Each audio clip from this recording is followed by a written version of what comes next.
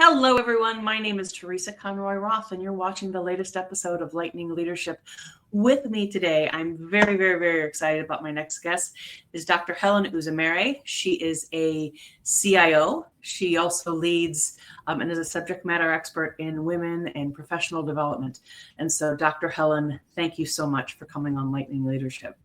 Well, thank you so much for having me. Absolutely. So let's talk, right? What are the real reasons, or what are some of the reasons why high-achieving women struggle with confidence? Well, high-achieving women don't struggle because they lack capability. They usually struggle because they spent years performing environments that don't fully see them. Many of us are raised to be excellent, but not visible. Competent. Great point. Yeah. We're competent, but we're not always celebrated. Very strong, but not supported. That's really one of the, so sometimes we don't have the tools to thrive, when we're in these roles.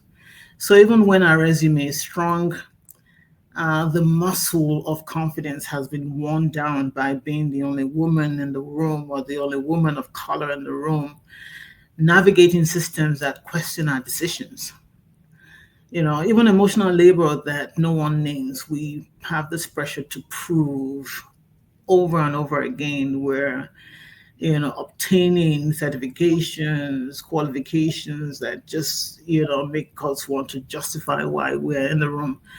So it's not usually a lack of confidence, it's a lack of oxygen. I love it. Yeah. I love that. Yeah. Well, I think sometimes even having you run a household, you're child caring, Yes. right? You're managing a career. Absolutely. You're managing a team, right? You're managing up and trying to build influence and confidence with the people above you. You're managing below, right? And trying to build influence and confidence with the people that report to you. And it can be daunting. It is a lot. At all. But looking back in reflection, right? It was like, I did that, right? Yes. I think that's where you and I both look back, right, in our careers. I was like, holy mackerel, how did we do it? I don't know how we did it, but we did it. We did it. And we're often exhausted even before the day starts, right? There was some caffeine involved, I'm not going to lie. So let's talk about masks, right? And you talk about putting the mask down in the context of leadership and transitions for women. What do you mean? Yeah, I started to use this phrase with my women because they come on the Zoom calls for the most part, and there's this need to be to provide all the answers. They don't want to talk about what's really going on, and sometimes it's a lot, right? They don't want to talk about some of the. And these are things that they hold, quietly, whatever their challenges are. So I call it putting the mask down. So now I started to talk to my women and I say putting the mask down is essentially the moment when a woman stops performing strength and starts living in her truth, right? It's, a lot of us are, I'm fine. The mask off, I can handle everything. Nothing shakes me.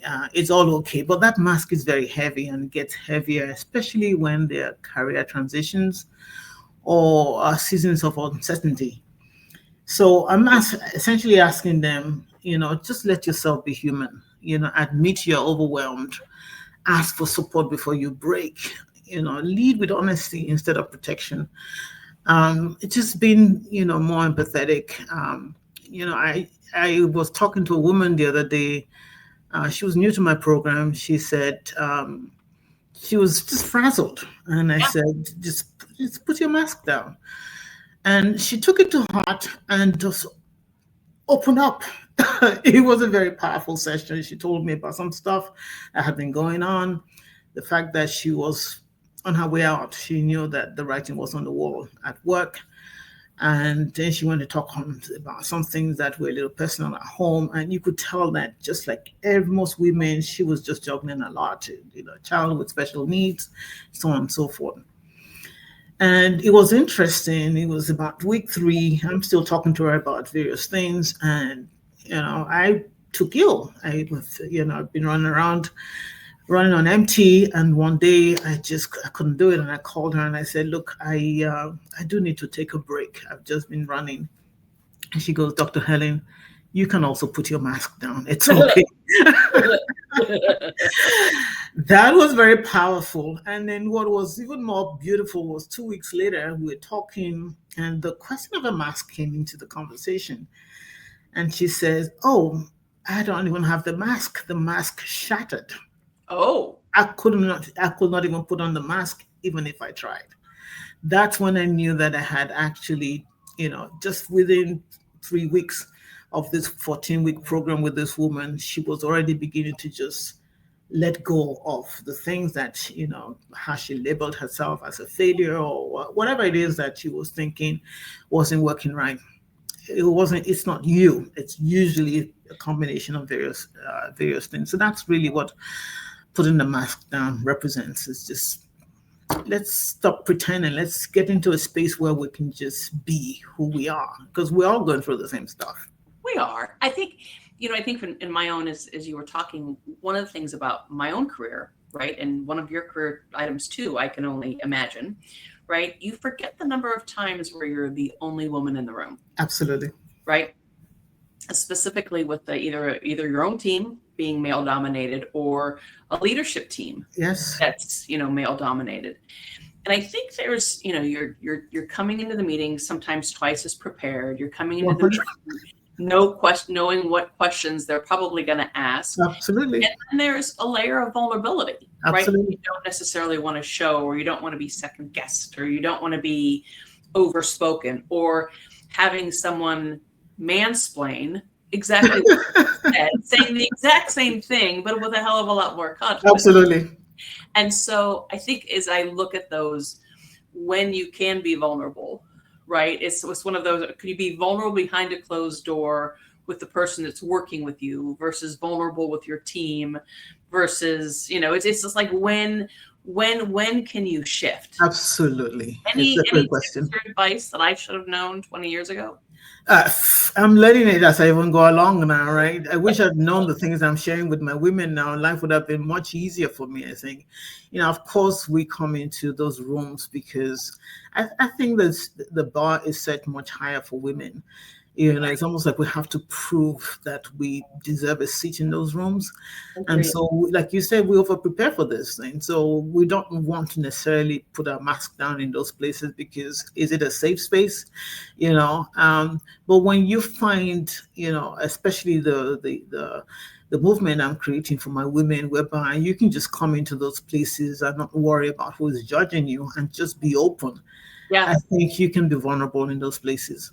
That's awesome. And I think for me, it was also talking and establishing a network of other women that have been through the trenches, that do understand what it's like, and that knowing that you're not alone. Yes. That's absolutely critical. Absolutely. So how can women build their confidence during times of uncertainty? That's tough, especially when there are layoffs. You have a financial runway that is disappearing. You are caregiving up and down, right? You're looking after children, or you're looking after, older relatives. Well, the truth is that confidence never really disappears. All right, it gets buried under fear, fatigue, and disappointment. Ooh, that's good. Yeah. Confidence, rebuilding confidence is not about becoming somebody new. It's really returning to who you were before life shook you, right? I tell women, 3 things. The first thing is reclaim your win, right? So reclaim your win. So uncertainty makes us forget everything that we've already survived, right? Confidence goes when you revisit those mountains you already climbed and, going back and saying, okay, why, what kind of went wrong here? What can I do now that I have? I know what I know, and I have the support system.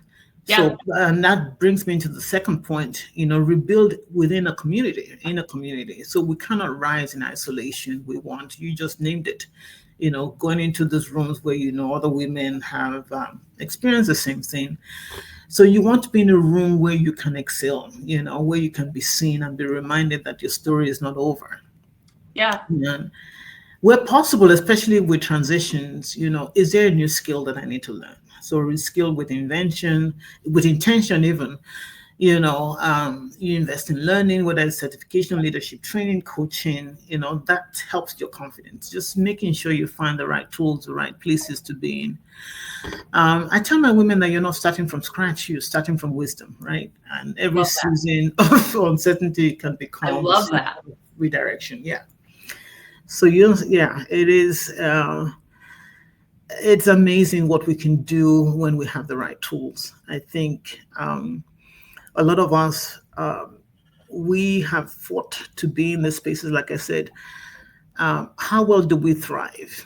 Sometimes our male counterparts have tools that we don't have, and we're doing it really the raw way. And then we're doing it twice as hard because of all the other things that go on, with life and just family and so on.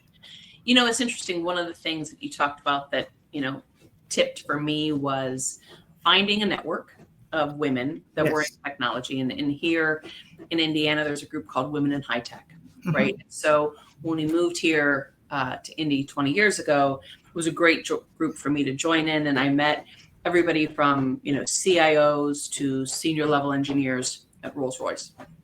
That was one. The other thing, if there isn't a consortium or a group of women in your community, I strongly recommend to folks to reach out and build one. Yes, absolutely. So one of the things that I did here locally, probably 15 years ago, is I created a chick CIO dinner. Yeah, nice. Chick CIO dinner, right?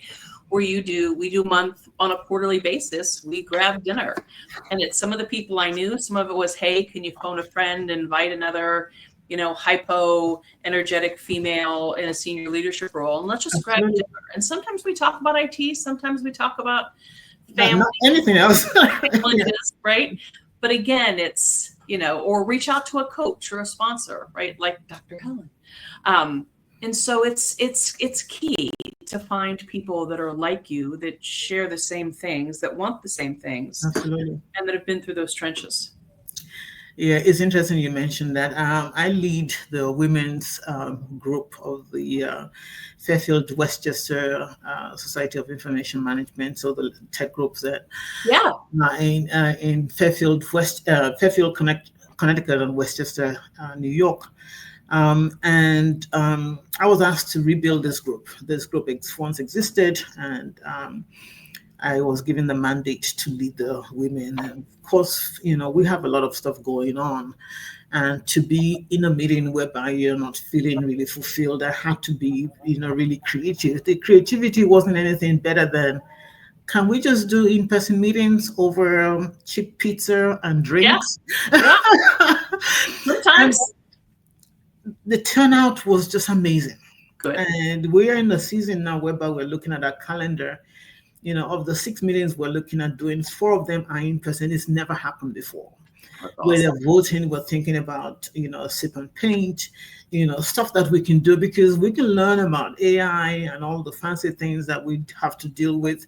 Yeah. I think we just need a room whereby we can just excel. One of the reasons why I'm also creating, something for the Indianapolis, women and allies.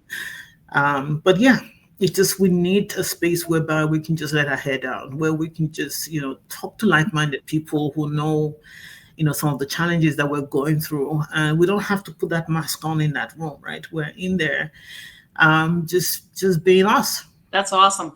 Dr. Helen, how do people find you? Obviously, they can reach out to you on LinkedIn. I know you have a website. Do you want to give a shout out to your website? Yeah, my website is projectrisewithdrhelen.org.